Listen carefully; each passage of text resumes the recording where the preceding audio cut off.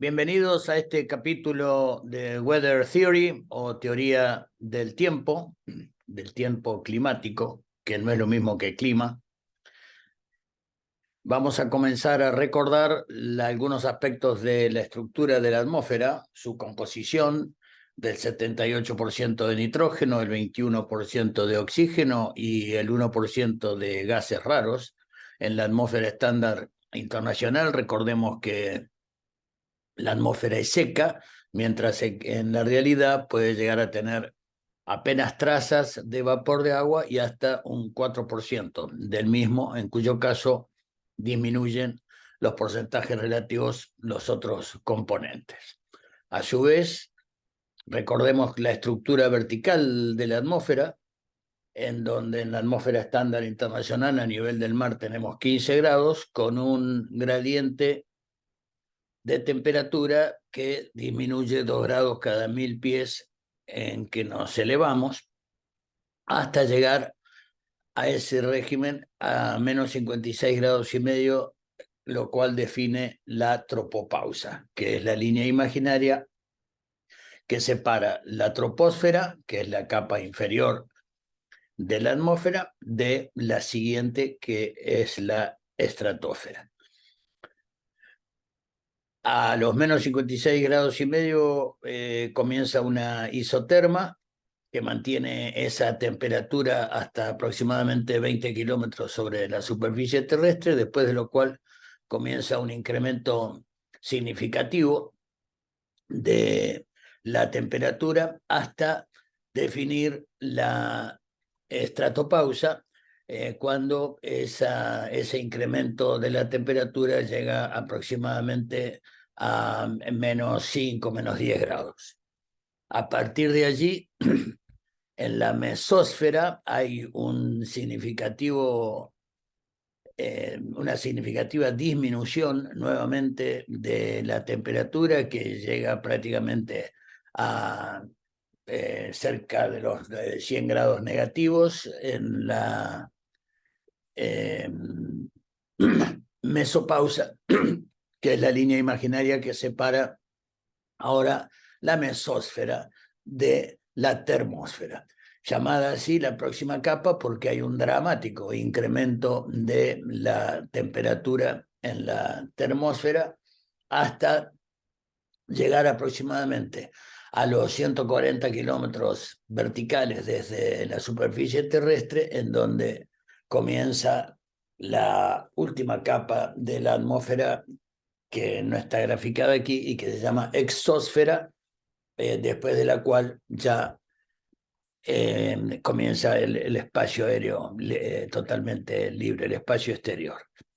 Por lo tanto, vamos a ver en la medida que avancemos en esta materia que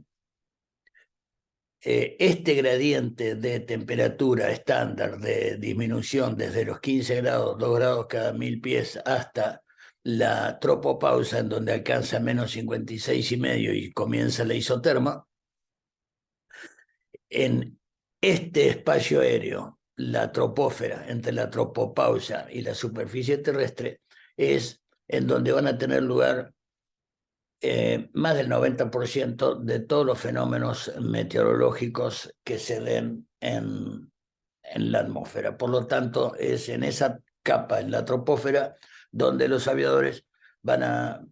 se les va a presentar y van a tener que resolver los problemas meteorológicos en general. No quiere decir que no haya excepciones, ya las vamos a ver,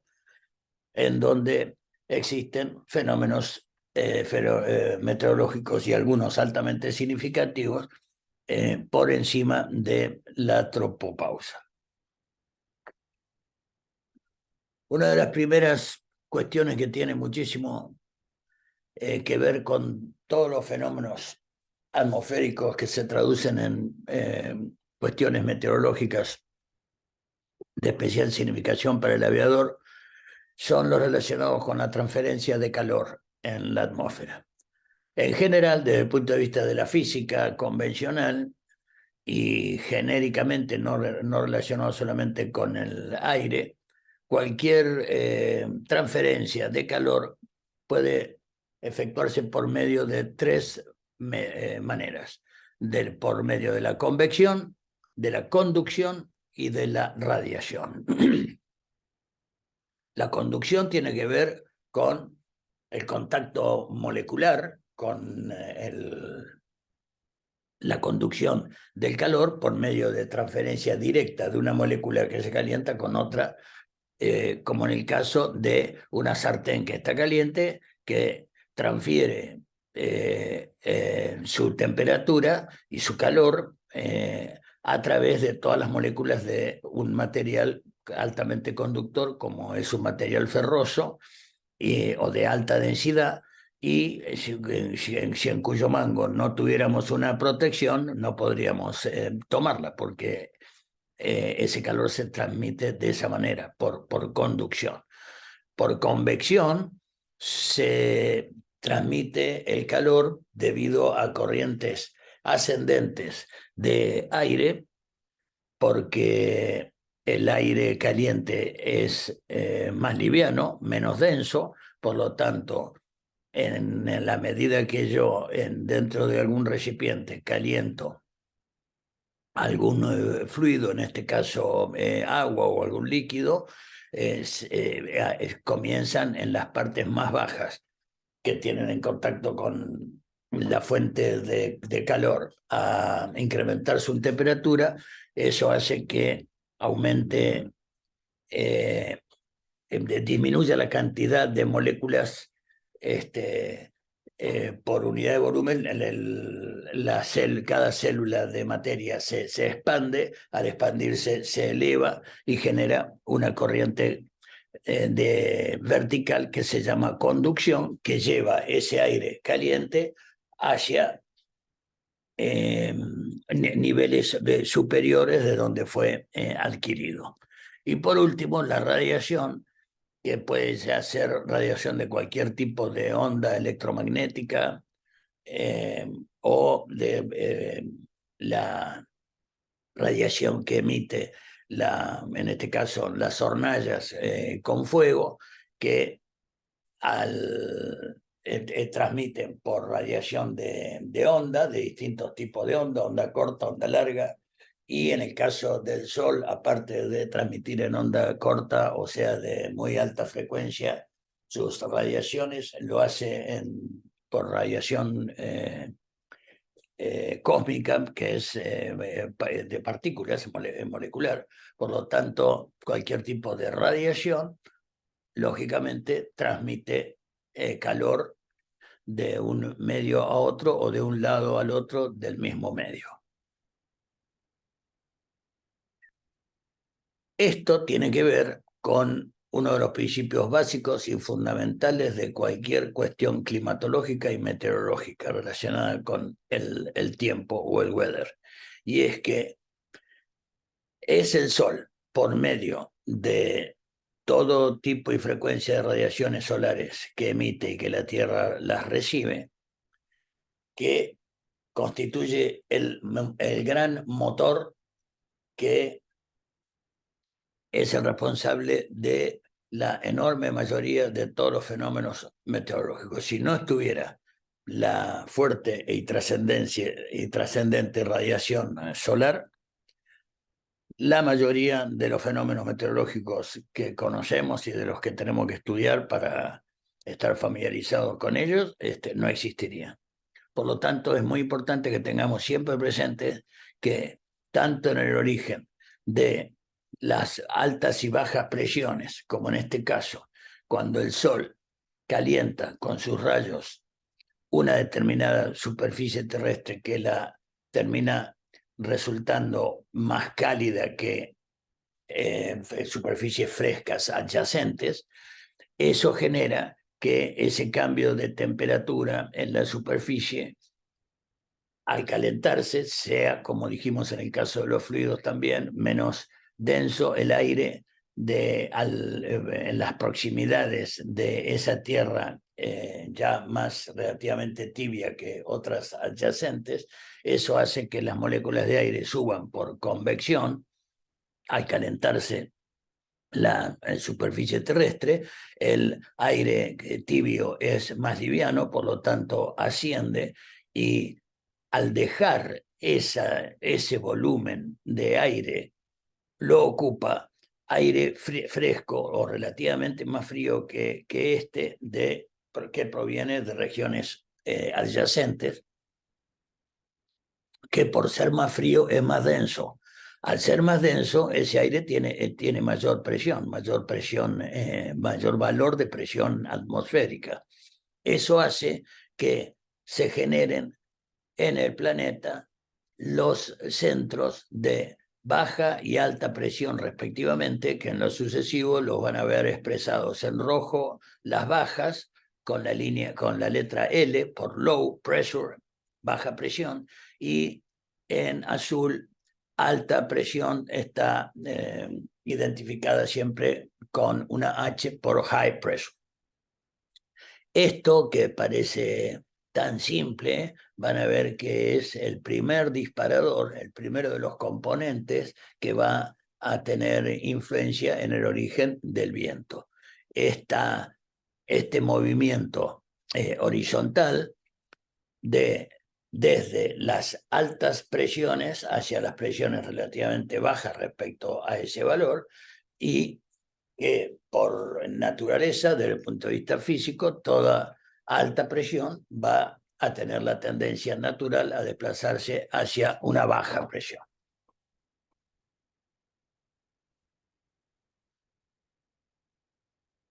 Otra cuestión que empieza a ser relativamente complejo todo esto que vamos a estudiar es el calentamiento irregular del planeta por distintas razones. La primera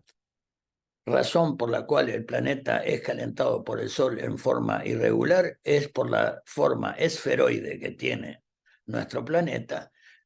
debido a lo cual las radiaciones solares son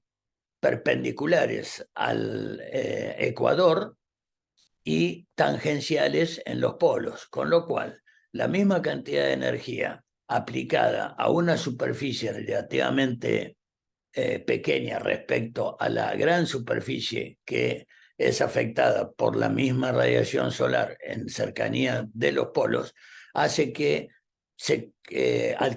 absorba muchísimo más calor la zona donde el Sol cae sus rayos perpendicular a la superficie donde cae en forma tangencial. La incidencia de la radiación solar tangencialmente, al aumentar las latitudes, a medida que se aumenta la latitud, más tangencialmente la recibimos. Respecto a la radiación directa recibida en inmediaciones del ecuador, produce un calentamiento diferencial o irregular del planeta. Por lo tanto, si nos basamos en esta sola parte de la teoría en cuanto a la diferenciación de calor que recibe la Tierra por ser esferoide, si la cosa terminara aquí, nada más que afectada por la diferente cantidad de radiación que recibe el planeta debido a su forma, podríamos decir que la circulación general de la atmósfera sería tal que desde el ecuador ascendería, por ser más caliente, menos denso, el aire, y sería ocupado por el aire proveniente de las zonas polares y menos frías, más densas, para ocupar ese aire que se está desplazando térmicamente en este caso por convección, y por lo tanto la circulación general de la atmósfera sería extremadamente homogénea, si bien es cierto, diferente por el principio que acabamos de explicar, pero absolutamente simétrica en un hemisferio y en otro, y absolutamente homogénea. Pero se siguen sucediendo otros fenómenos que inciden, además de el distinto ángulo con que se recibe en la Tierra la radiación solar y por lo tanto el distinto calentamiento. Y este otro fenómeno es la inclinación del eje terrestre. El eje terrestre que une el polo norte con el polo sur, que es alrededor del cual la Tierra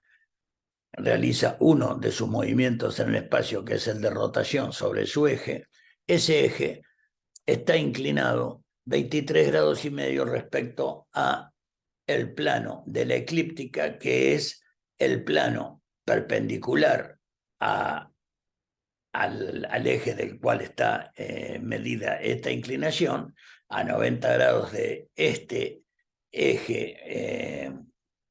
superior-inferior, es que el planeta en esa dirección realiza otro de sus movimientos respecto al espacio, que es el movimiento de traslación, durante aproximadamente 365 días o un año, lo cual, entre otras cosas, como vamos a ver, se definen las estaciones del año. Pero en definitiva, lo que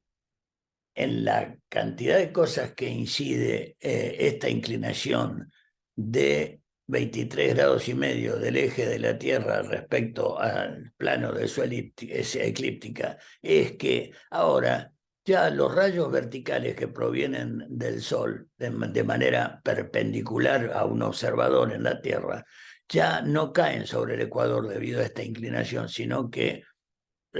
los que reciben los rayos más perpendicularmente son los trópicos. En este caso, el trópico de Cáncer, y en la estación opuesta lo será el trópico de Capricornio. Esto hace que la misma oblicuidad de los rayos cuando caen tangencialmente en cercanías de los polos, en este caso,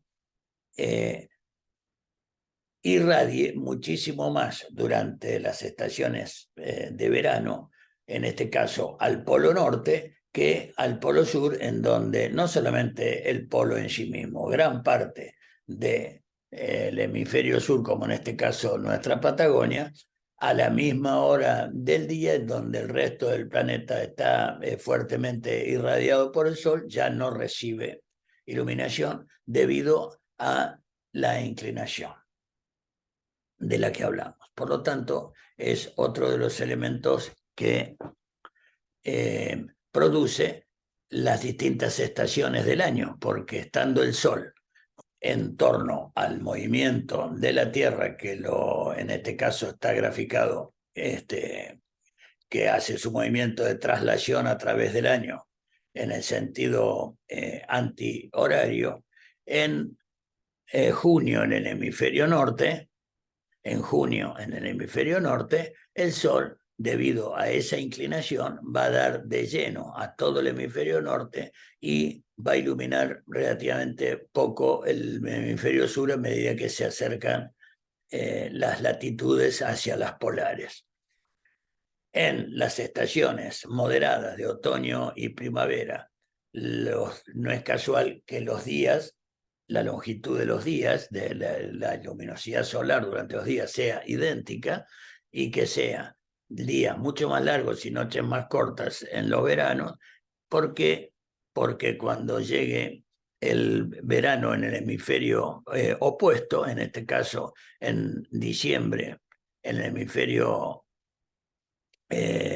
norte, va a estar todo el hemisferio norte sin radiación solar y fuertemente irradiado el hemisferio sur, cosa que no sucedería si no existiera esa inclinación. De allí que en esta circunstancia, en el invierno, en pleno invierno del hemisferio norte, las noches van a ser mucho más prolongadas y los días más cortos, contrariamente a lo que pasa en el verano.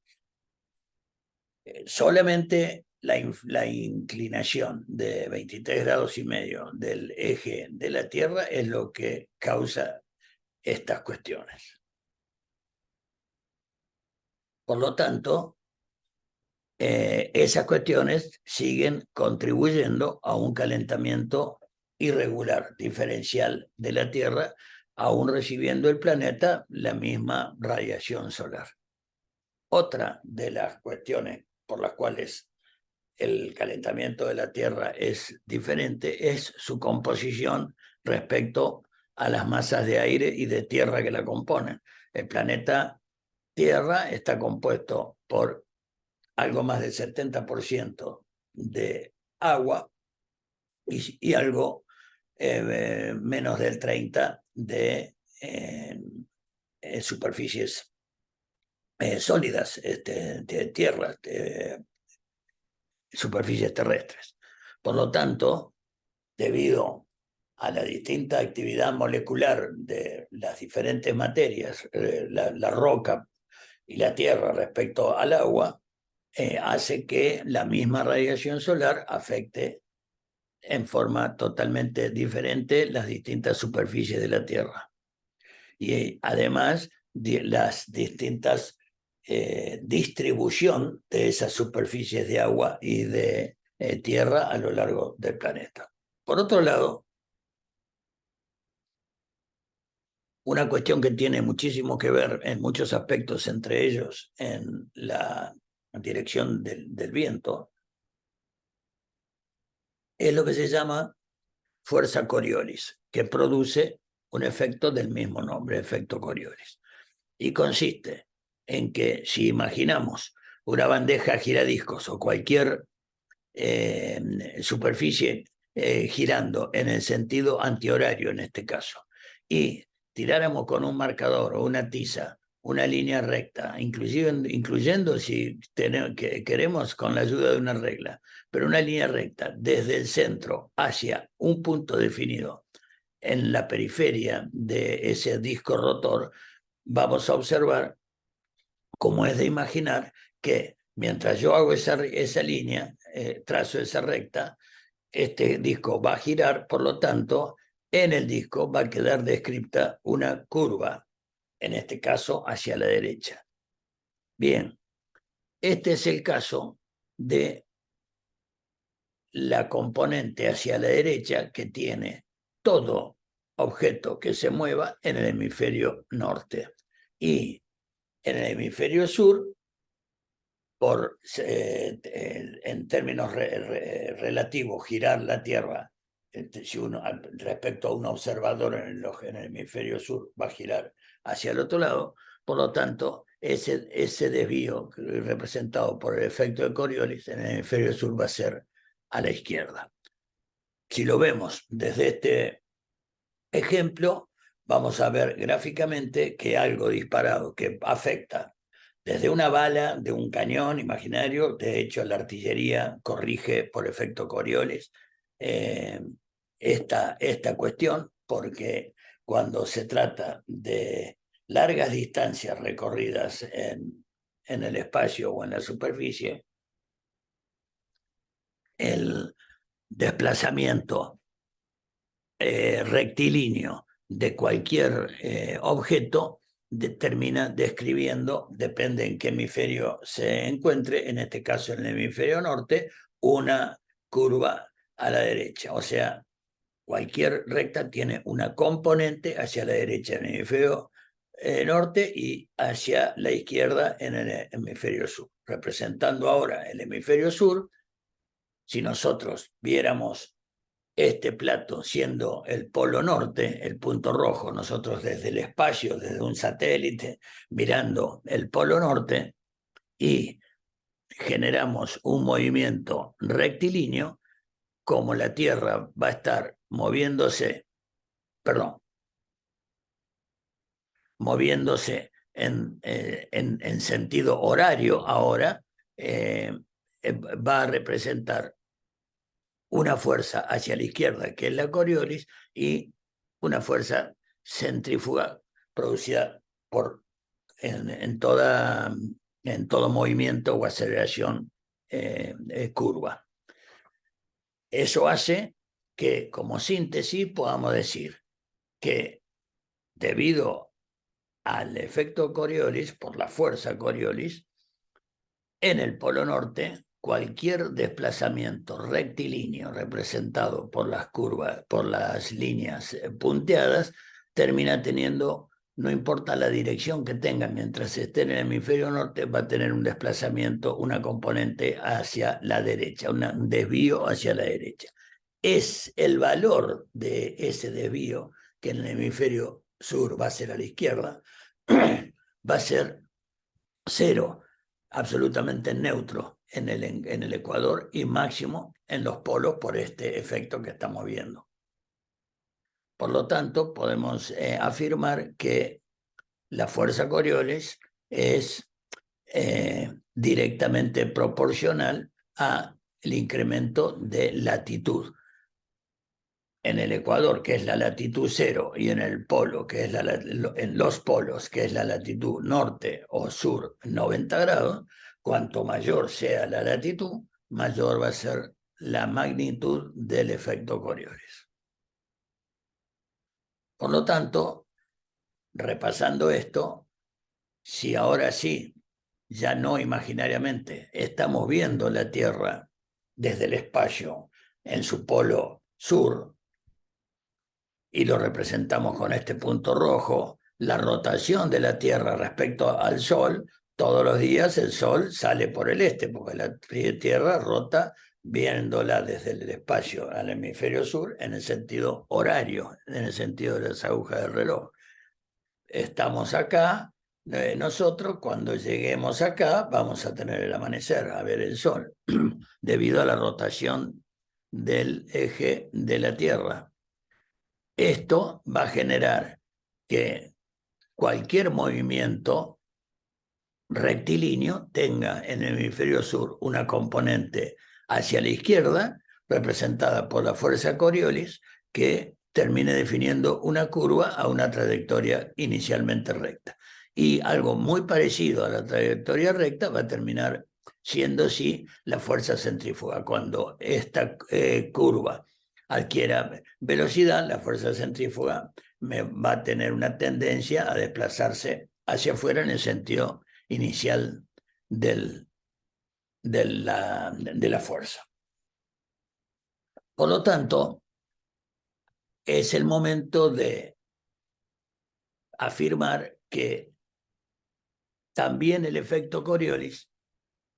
es directamente proporcional no solamente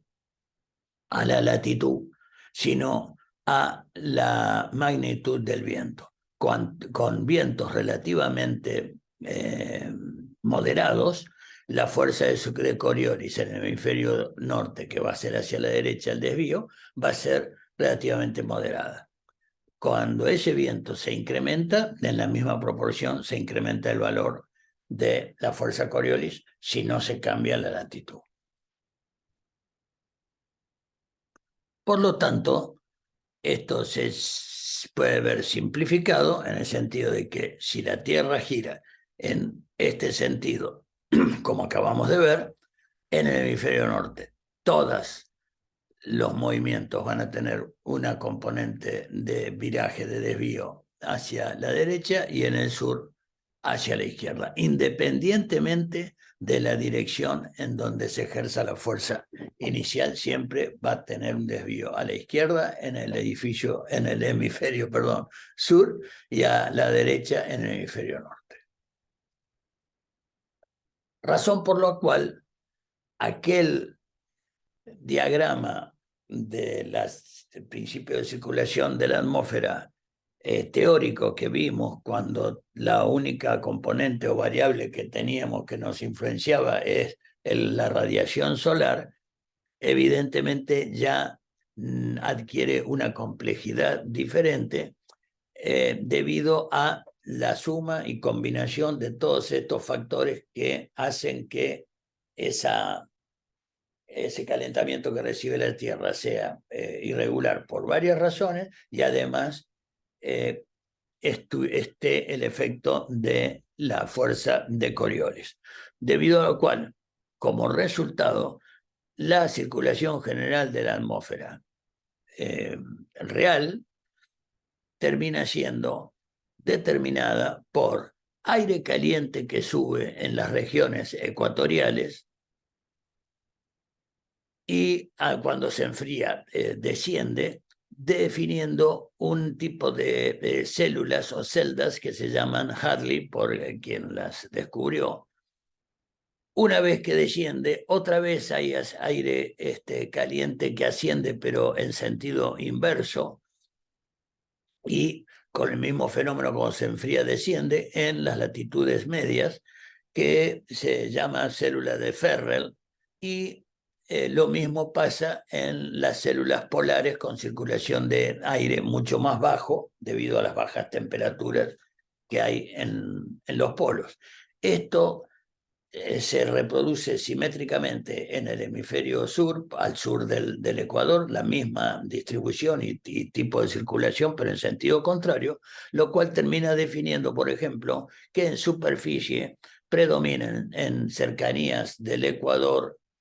los vientos convergentes en el polo norte, desde el noreste, y en el polo sur, desde el sudeste, lo que se llaman los vientos alisios, o en inglés trade winds, que son la razón por la cual se produce una convergencia, porque los vientos provenientes del sudeste en el sur y del noreste del norte, cuando llegan al Ecuador, a la línea del Ecuador, se encuentran, con lo cual se encuentran en una superficie totalmente cálida, porque es de las más irradiadas por la radiación solar, y con grandes contenidos de humedad debido a la cercanía de los océanos, etcétera, más la convección que produce el aire caliente que sube, combinado con la convergencia de estos vientos que se encuentran en la línea cercana al Ecuador, produce lo que en inglés se llama lifting, una corrientes ascendentes ya más que, además que por motivos convectivos, por motivos dinámicos, por esta convergencia, con lo cual en inmediaciones del Ecuador, dependiendo la época del año, como vamos a ver más adelante, se produce a lo largo del planeta como un cinturón, un fenómeno que se llama Intertropical Convergence Zone, o zona de convergencia intertropical, que es una de las cuales, de las zonas en las que uno, sobrevolando las mismas, tiene que tener mayor atención por el tipo de fenómeno que se puede encontrar. La fuerza, lo que se llama fuerza gradiente de presión, o en inglés Pressure Gradient Force, PGF, lo van a ver abreviado en muchos libros de meteorología,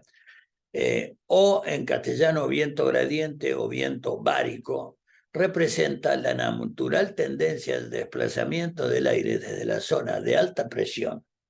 más densas, hacia las áreas de baja presión, menos densas, lo que dijimos al principio, de cuando el sol calienta, donde las superficies más se calientan en la Tierra, se generan centros de baja presión, aire menos denso, y que es ocupado por una corriente de aire horizontal de las zonas de alta presión a las bajas, lo cual se llama pressure gradient, fuerza de viento gradiente, de presión gradiente. Esto quiere decir que si tenemos las altas presiones en esta zona y las bajas presiones acá, la pressure gradient force va a desplazarse de las altas presiones como una fuerza hacia las bajas presiones, lo cual va a definir en el medio lo que se llaman isobaras, líneas imaginarias que unen puntos de la misma presión atmosférica. ¿Por qué? Porque si acá tengo la alta y acá tengo una baja, si la alta es 1030, vamos a tener una isobara de 1028, otra de 1026, otra de 1024, otra de 1022, otra de 1020, y así hacia las bajas presiones. Eso hace que desde las altas, high pressure, se partan líneas de vectores representando la fuerza de presión, de gradiente de presión, que van, en el caso de los centros de baja presión, a converger hacia ellos en vez de desde. Eso define el primer componente de lo que va a representar finalmente el viento. A mayor gradiente de presión, mayor intensidad va a tener la fuerza gradiente. Esto está representado por que si las isobaras en el mismo espacio, en la misma distancia, las isobaras, el gradiente de presión es desde las altas a las bajas de 1010 a 1004, la fuerza de presión va a tener una magnitud. Si en cambio el gradiente de presión es de 1030 a 1004, las isobaras en la misma distancia van a estar muchísimo más apretadas, lo cual va a representar una fuerza de presión de gradiente, esa fuerza que va desde la alta a la baja, muchísimo mayor. Eso que acá tenemos las altas presiones y acá las bajas, y estas fueran isobaras, si yo tengo nada más que la fuerza de presión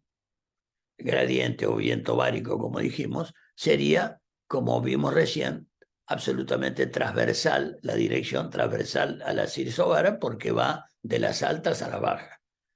Pero como dijimos recién, cada movimiento que se produce, en este caso en el hemisferio norte, cada movimiento va a tener una componente a la derecha, representado por la fuerza de Coriolis, por lo cual una fuerza va a ser la del gradiente de presión y otra, la de Coriolis, que van a dar como resultante el viento. Una vez que tengo una nueva dirección del viento, otra vez la fuerza de Coriolis se va a oponer a 90 grados a la derecha en el hemisferio norte, con lo cual el viento ya va a ser de otra dirección por la componente esta. Y así, cada vez que una nueva componente del viento como resultante va a tener el efecto de Coriolis, va a llegar un momento que el efecto de Coriolis, al haber un determinado viento, en este caso paralelo, ya no transversal, sino al contrario, a 90 grados, paralelo a las isobaras, en ese momento, al tener una componente a la derecha del viento, de la componente correspondiente a la fuerza de Coriolis, se va perdón, a oponer a la fuerza de presión gradiente. Por lo tanto, se balancean perfectamente y ya la dirección del viento no cambia y sigue paralelo a las isobaras.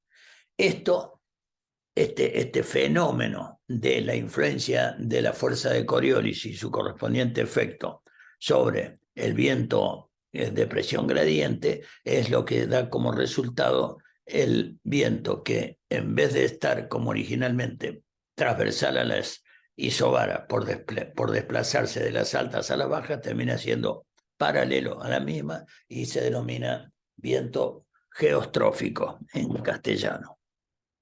Lo cual no termina allí. El viento geostrófico es el que va a existir en la realidad, pero en altura. ¿En qué altura? En una altura en donde ya no tenga efecto ni interferencia alguna la fricción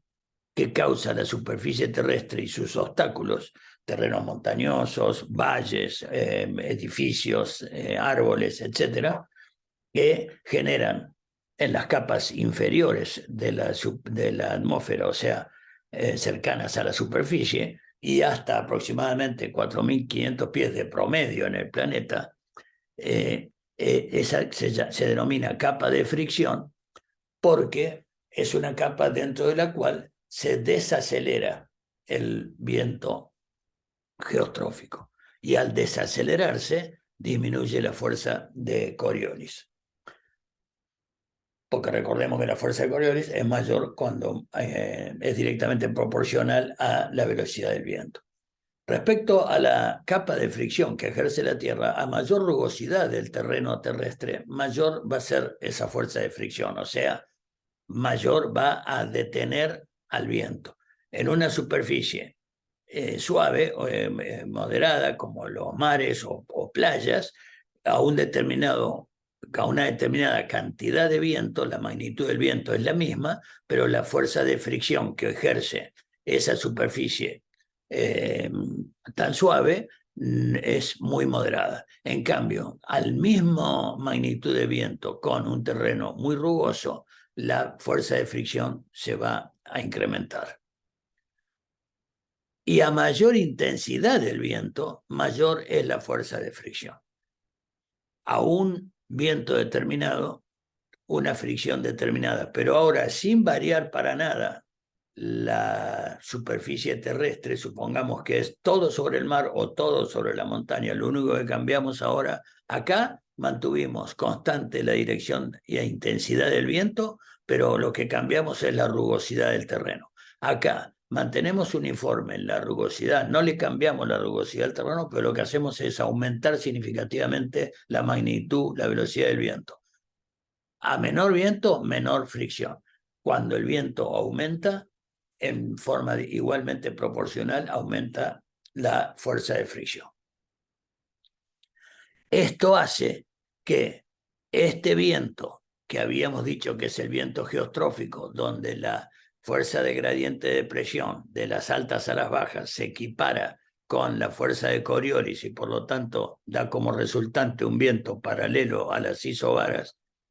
cuando aparece la fuerza de fricción en las capas bajas, por eso dijimos que esto es totalmente cierto y real en altura. Cuando aparecen las capas bajas y con ellas la presencia de la fricción mediante la cual se detiene, se reduce la fuerza del viento, porque la fricción aumenta cuando aumenta el viento, al disminuir el viento, la fuerza de Coriolis que tiraba para la derecha afloja esa componente hacia la derecha y por lo tanto se desvía hacia la izquierda. Esto hace que en las capas bajas de la atmósfera la dirección del viento tenga una componente de convergencia hacia las bajas presiones y de divergencia en las zonas de las altas presiones. En altura, fuera del efecto de la fuerza de fricción, el viento se desplaza paralelo a las isobaras. Esto es siempre en el hemisferio norte, este es un mapa de Estados Unidos. En altura, en una carta de altura, siempre las altas, high, y las lower, pressure, high pressure, low pressure, alta y baja. El viento se desplaza siempre paralelo a las isobaras y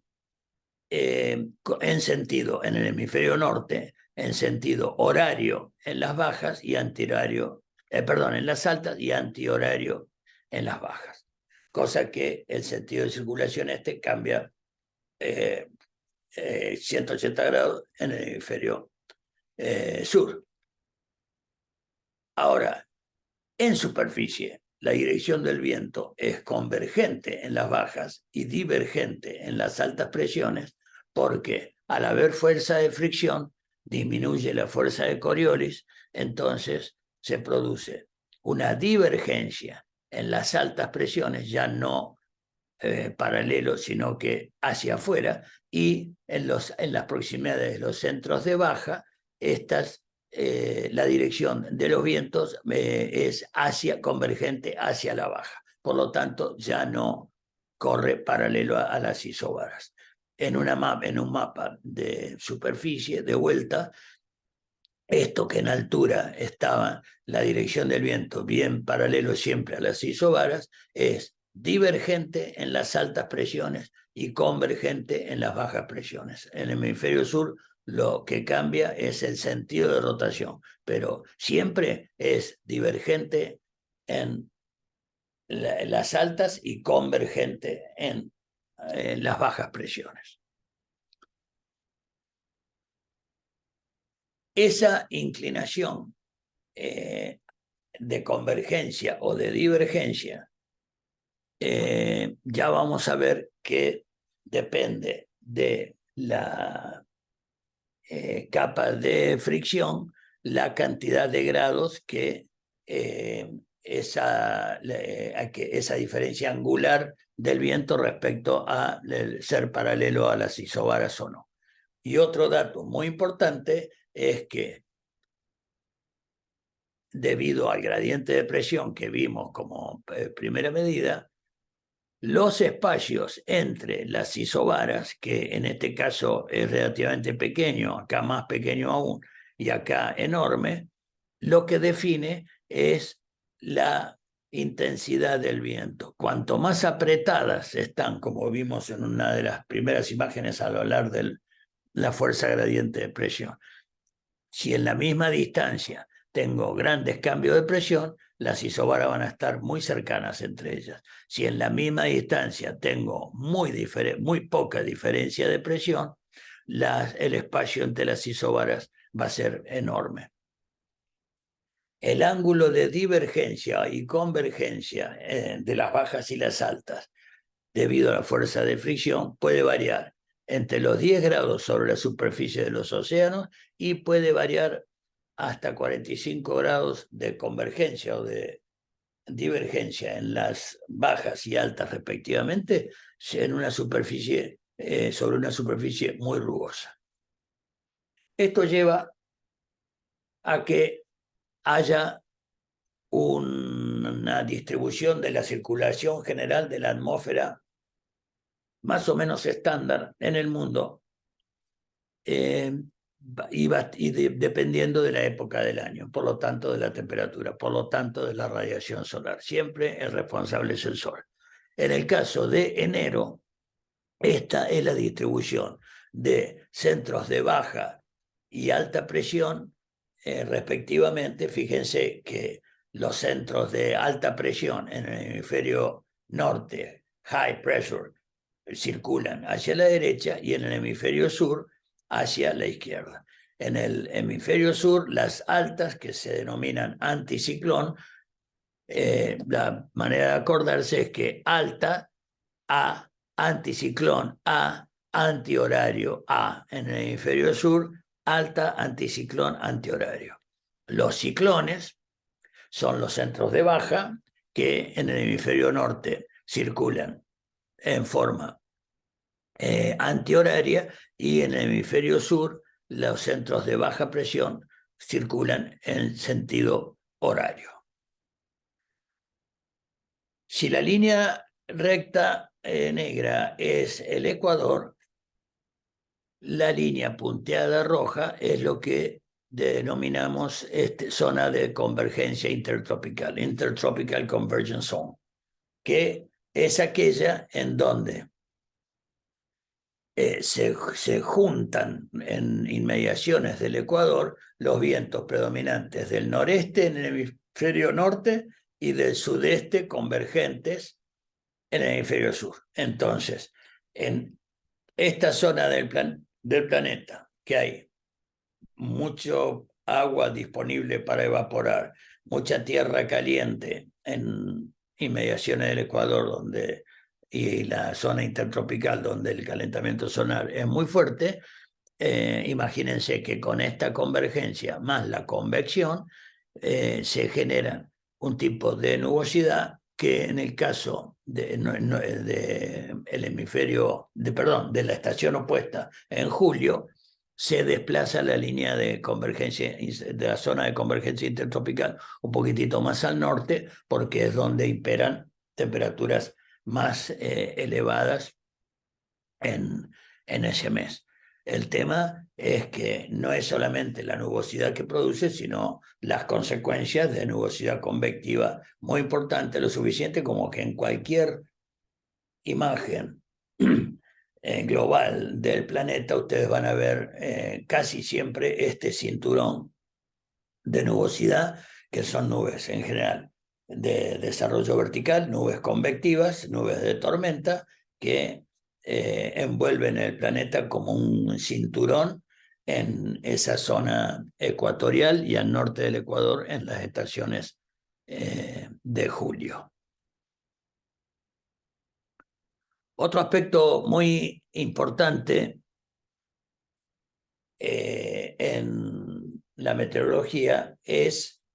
los movimientos, la transferencia y el transporte que en la naturaleza hay respecto al agua y sus diferentes estados. Por un lado, la atmósfera contiene desde solo trazas de vapor de agua y hasta un máximo del 4% del mismo, como lo dijimos en las primeras imágenes. De ese vapor de agua que haya, entre nada y 4, la mitad de ese contenido va a estar ubicada nada más que en los primeros 6.500 pies desde la superficie,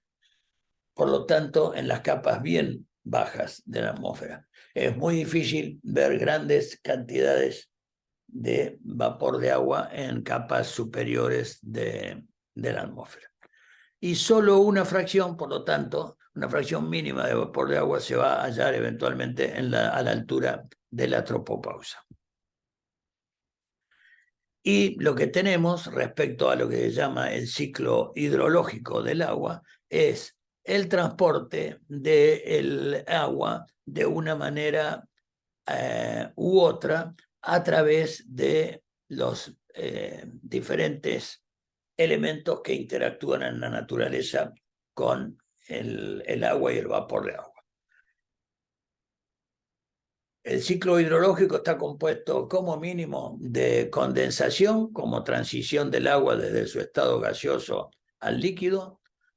por flujos subterráneos representados por los acuíferos que bajo la tierra afloran a superficie o vuelven al mar o simplemente se mantienen como ríos subterráneos, por absorción representada por la humedad que toman las plantas del suelo,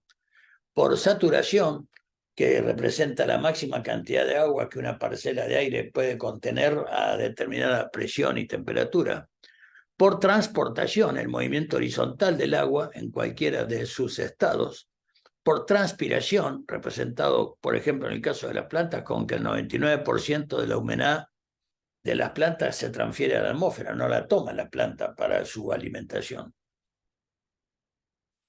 Por vertiente, representado por el derrame de agua sobre superficie terrestre que ya no puede absorberla, como una montaña llena de nieve o después de mucha lluvia, que la superficie no puede absorber todo el agua que precipita o que contiene en forma de cualquier tipo de humedad, y entonces se derrama en forma de vertientes. Por sublimación, por la transición del agua desde su estado sólido al gaseoso sin pasar por el líquido, por precipitación, representada por la caída de agua hacia la superficie, lluvia, llovizna, etc. Por infiltración, el agua que penetra en la superficie terrestre o es absorbida por ella. Por deposición, que en castellano también se suele definir como sublimación inversa, que es la transición del agua, pero de su estado gaseoso al sólido, pero sin pasar por el líquido, lo contrario de la sublimación. Y por evaporación. Este dato no es nada menor. 1,20 m de agua, 1,20 m de profundidad de agua, es evaporada en los océanos a lo largo de un año. Es muchísimo. Con la Tierra teniendo el 70% de agua que 1,20 m de los océanos se vaporice por año, es una enormidad. Respecto al vapor de agua, a la temperatura y al tema de la humedad, hay dos puntos que para el aviador son muy importantes que conozca conceptualmente, porque se transforman sí o sí en cuestiones operativas al momento de tomar decisiones respecto a la meteorología. Una es el concepto de humedad relativa y otro el de punto de rocío. Vamos a ver los dos. La humedad relativa es la relación de la cantidad de vapor de agua contenida en una determinada parcela de aire respecto a la cantidad que podría contener a determinada presión y temperatura. Esto quiere decir que a 30 grados, si mantenemos constante el volumen de una parcela de aire, digamos 1 centímetro cúbico de aire, a 30 grados, a 20 y a 10 grados, la humedad relativa del mismo va a ser totalmente distinta, en el sentido de que si consideramos que los puntos, las moléculas oscuras son las que realmente contiene en este momento una molécula, una parcela de aire a 10 grados, si sin modificar su volumen aumentáramos la temperatura, la duplicamos a 20, además de las moléculas que ya tiene, podrían caber potencialmente más cantidad de moléculas de agua, o sea, de vapor de agua, de humedad. Y si le metemos 10 grados más de temperatura, además de las que ya tiene, podrían contener esa parcela de aire mucha más humedad. Esto quiere decir que en términos de humedad relativa, según esta definición, a 30 grados, esta parcela de aire tiene una humedad relativa del 30%, porque tiene todavía muchísimo más humedad que la que tiene, podría absorber. A 20, si ahora hacemos al revés, disminuimos la temperatura, a 20 grados le cabrían muchísimas menos moléculas de vapor de agua. Por lo tanto, tendría el 53% de humedad. Y a 10 tendría el 100% de humedad con lo que ya tiene. No admitiría 1 gramo o 1 miligramo más de vapor de agua, esta célula. ¿Por qué no lo admitiría? Porque esto es gaseoso, es una parcela de aire, y si le agrego una molécula más de humedad, esto se satura y se transforma en líquido. Ese es el concepto de humedad relativa. Es la relación de la cantidad de vapor de agua que contiene en la realidad una determinada parcela respecto a la que podría contener a una determinada temperatura y presión atmosférica. Si no cambio ninguno de los demás variantes y solamente varío la eventual temperatura, me encuentro con que sin cambiar la cantidad de humedad que la parcela contiene, varía significativamente la humedad relativa, porque aumenta gradualmente con la temperatura la capacidad de esa parcela de admitir más vapor de agua. En cuanto al punto de rocío, es la temperatura a la cual una parcela de aire debiera enfriarse, en el caso del anterior a 10 grados, a una presión y cantidad de vapor de agua constante, para que el vapor de agua, que es un gas contenido en dicha parcela, se condense transformándolo a líquido. Por lo tanto, si yo tengo 22 grados de temperatura y un punto de rocío de 11, lo que me está diciendo es que si 11 es la mitad de 22, tengo una humedad relativa del 50%, porque puedo enfriar mucho, puedo enfriar hasta 11 grados esa parcela de aire hasta que se sature. Por lo tanto, el triángulo rojo es el porcentaje de vapor de agua que realmente tiene esta parcela. Y el más clarito, el vapor de agua que todavía podría contener a 22 grados. Pero si yo bajo la temperatura, va aumentando mi humedad relativa y por lo tanto el triangulito claro se me disminuye, porque es el máximo vapor de agua que podría tener esta parcela hasta condensarse. Y cuando igualo con 11 grados, que igualo mi temperatura con la de temperatura del punto de rocío, ya con la humedad que tengo, que es el triangulito oscuro, el aire se satura cuando alcanza la misma temperatura del punto de rocío. Por eso la temperatura del punto de rocío es la cantidad, es la temperatura a la cual esa parcela debiera enfriarse para saturarse. Tenía 22, pero si la bajo a 11, que es la temperatura del punto de rocío, este aire se saturó, deja de ser gas y se transforma en líquido. Por otro lado, el agua es la única sustancia sobre la Tierra que existe naturalmente en todos sus estados o fases posibles. Líquido en forma de gotas de agua o de agua, sólido en nieve, granizo, pellets de ice pellets, pellets de hielo,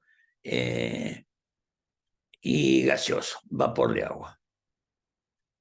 Esta propiedad convierte al agua en un mecanismo ideal para transportar energía calórica, lo que tiene muy importantes implicancias en el clima y el tiempo. ¿Por qué? Porque hay un concepto que se llama calor latente, mediante el cual cuando la materia, en este caso el agua, cambia de estado de sólido a vapor, sublimación, sin pasar por el líquido, o de sólido a líquido, y de líquido se evapora y pasa a vapor, en cualquiera de esos que está representado en líneas rojas, el aire, en ese proceso, las moléculas absorben calor, lo que se llama calor latente. Lo absorben del contexto, del entorno. Mientras que en los cambios de fase o de estado opuestos, de vapor a sólido, de vapor a líquido cuando condensan, como lo acabamos de decir, o de líquido a congelamiento o a engelamiento, a sólido, en este caso el aire libera, en vez de absorber, de tomar calor desde el ambiente, en estos procesos el aire libera, emite calor al ambiente, lo cual se llama, depende el proceso que sea, en este caso calor latente de evaporación, calor latente de condensación, calor latente de sublimación, etc. Eso es muy importante en muchísimos procesos de la atmósfera. El calor latente, por lo tanto, es la cantidad de energía calórica, ya sea absorbida o liberada, depende por cuál de los procesos que vimos, por una sustancia durante sus eventuales cambios de estado, la transición de fase. Esto es tan significativo que en el caso de cuando se absorbe, no se libera calor, desde un sólido, en estado sólido el agua, a una determinada temperatura, cuando se pasa a líquido, el agua absorbe del entorno calor latente de evaporación, manteniendo en el pasaje, en el propio pasaje de sólido a líquido, mantiene constante la temperatura, porque en vez de destinar esa energía de absorción de calor para cambiar la temperatura, la toma para cambiar de estado, para pasarlo a líquido. Después hay una disminución gradual de la temperatura. Un aumento de la temperatura debido a esa energía, a ese calor latente que se tomó. Y para pasar de líquido a gaseoso, en donde otra vez el aire toma del entorno calor latente en este caso de evaporación, para pasar a gas, en el cambio, en el transcurso del cambio propiamente dicho de estado, la temperatura se mantiene uniforme, destinando esa energía que se está absorbiendo al cambio de estado. Y una vez que se alcanza el cambio de estado, sí se incrementa la temperatura, razón por la cual obviamente la temperatura del aire, del vapor de agua, es muy superior a la del hielo.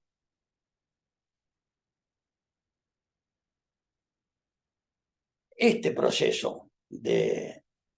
liberación de energía, por ejemplo, en el caso inverso al que vimos recién, para pasar de gas a evaporación a condensarse en agua. Respecto a la cantidad de energía asociada con ese intercambio de calor latente, no debe ser subestimada en lo más mínimo. Al punto que, por ejemplo, un huracán promedio,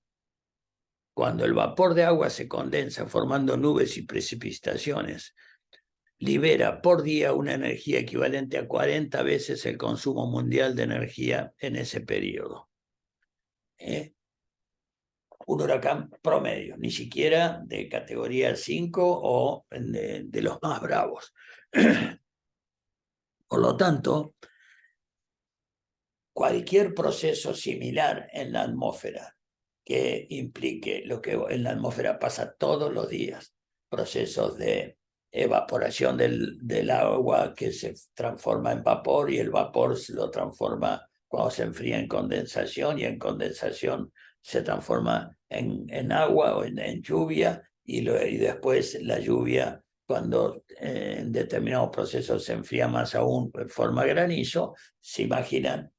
que eso no sucede mágicamente, eso sucede porque está habiendo una liberación de calor latente, que es este proceso que acabamos de explicar, de una magnitud muy importante. Otro aspecto que es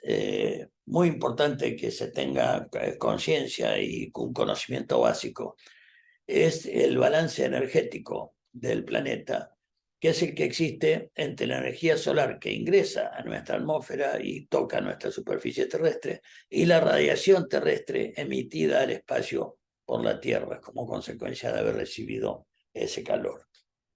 En ese sentido, es importante tener como concepto que del 100% de la radiación solar que el astro emite, mucho es absorbido por el vapor de agua, contaminación, ozono que hay en la atmósfera. Otro tanto es reflejado al espacio por la propia atmósfera, otro es reflejado al espacio por las nubes, otro es absorbido por las nubes y otro es reflejado por la superficie terrestre. No lo absorbe, lo refleja, depende qué tipo de superficie sea. Debido a lo cual, del 100%, nada más que la Tierra absorbe nada más que el 46% de la energía total recibida del Sol. Y a su vez, la Tierra emite en otra frecuencia de onda, pero emite sobre todo a la noche, cuando deja de recibir la radiación del Sol,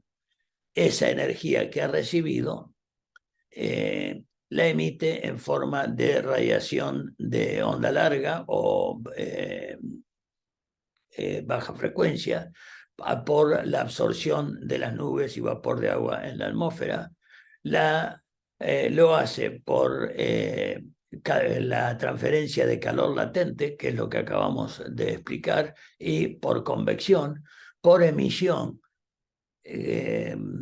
de las propias nubes que hay en la atmósfera y por la emisión de todo el vapor y gases que hay en la propia atmósfera, como en el caso del Sol. Debido a todas estas variantes, la Tierra, del 46% de la radiación que recibe, hay un 100% que absorbe y rechaza de determinadas maneras. Esto es muy importante conocerlo, porque si no fuera así, si no se mantuviera un balance energético relativamente moderado y adecuado según este esquema, la Tierra se enfriaría o se calentaría en exceso, lo suficiente como para llegar a dañar a las especies que vivimos en ella. Uno de los efectos que está generándose últimamente al respecto es el calentamiento por efecto invernadero, que se produce a causa de la nubosidad y la turbidez o turbidez del aire, por las cuales la radiación terrestre que la radiación esta que emite la Tierra queda atrapada en esa mufa, representado por las nubes o por contaminación, incrementando la temperatura de la superficie terrestre. Concretamente, en un día en que la noche haya 4 grados negativos, 4 grados bajo cero, y estuviera el cielo claro, sin ningún tipo de nubosidad, ni contaminación, ni turbidez del aire, la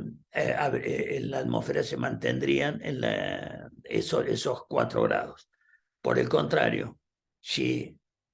en las mismas circunstancias empieza a haber mayor contaminación o mayor nubosidad, si eso es relativamente parcial o moderado, parte va a seguir irradiándose al espacio, pero otra parte importante va a rebotar en esa capa de mufa y va a producir o a ser lo responsable de que la temperatura de -4 ya se vaya a 2 grados positivos, o sea, 6 grados más. Y si esa capa fuera muchísimo más